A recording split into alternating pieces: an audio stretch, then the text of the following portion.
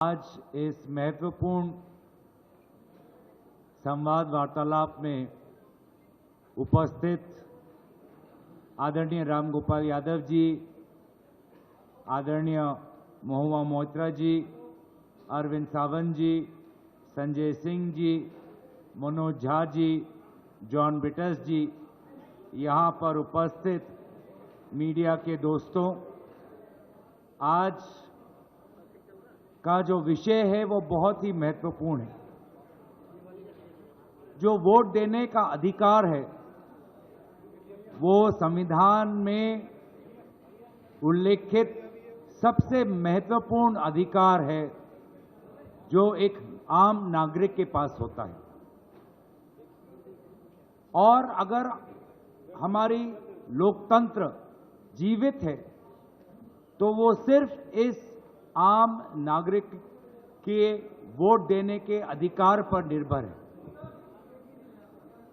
इस अधिकार का संरक्षक केंद्र चुनाव आयोग है, जो एक संवैधानिक संस्था है।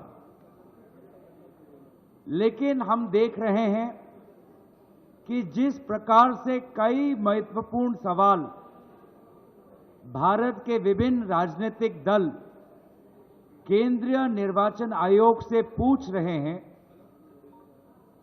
उन सवालों का उत्तर केंद्रीय निर्वाचन आयोग नहीं दे पा रहा और अपनी जिम्मेवारी से भागने की कोशिश कर रहा है। हाल में ही सुप्रीम कोर्ट का एक राय आया बिहार के एसआईआर के संदर्भ में। उस राय में केंद्रीय चुनाव आयोग ने जितने भी बात रखे, सारे महत्वपूर्ण बातों को सुप्रीम कोर्ट ने नकारा। इसके बावजूद भी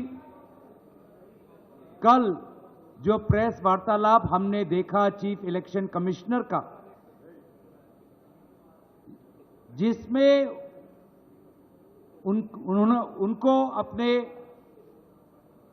चुनाव आयोग की कमजोरियां बतानी थी और विपक्ष के जायज सवालों का उत्तर देना था, उत्तर देने के बावजूद या उत्तर देने के विपरीत उन्होंने कल अपने प्रेस वार्तालाप में राजनीतिक दलों पर सवाल उठाया और एक प्रकार से राजनीतिक दलों पर आक्रमण किया।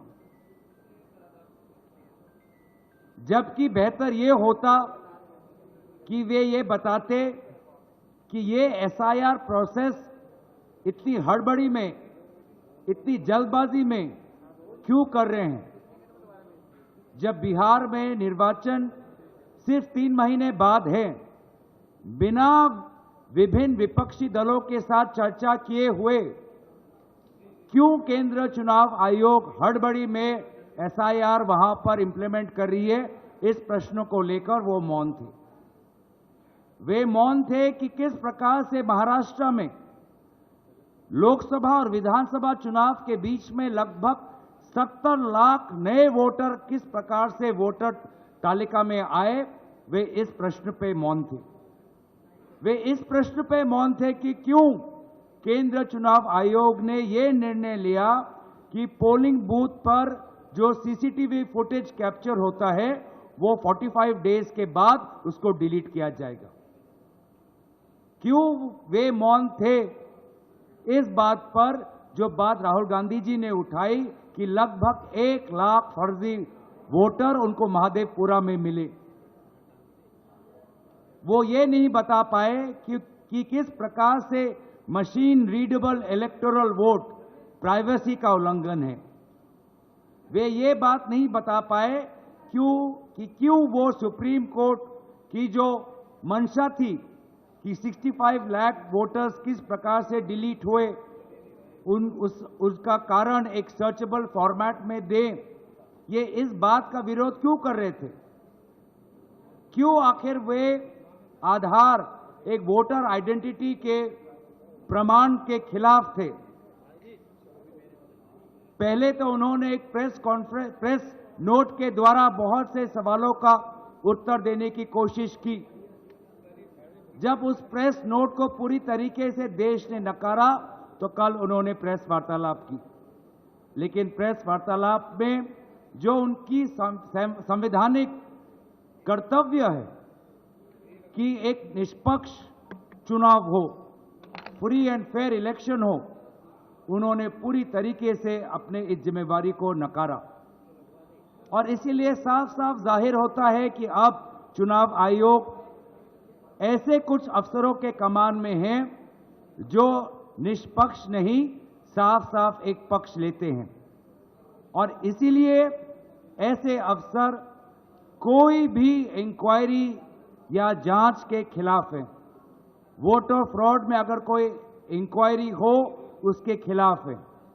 और इसीलिए उनको लगता है कि बड़ी बड़ी बातों करके वो राजनीतिक दलों को डराएंगे। हम बस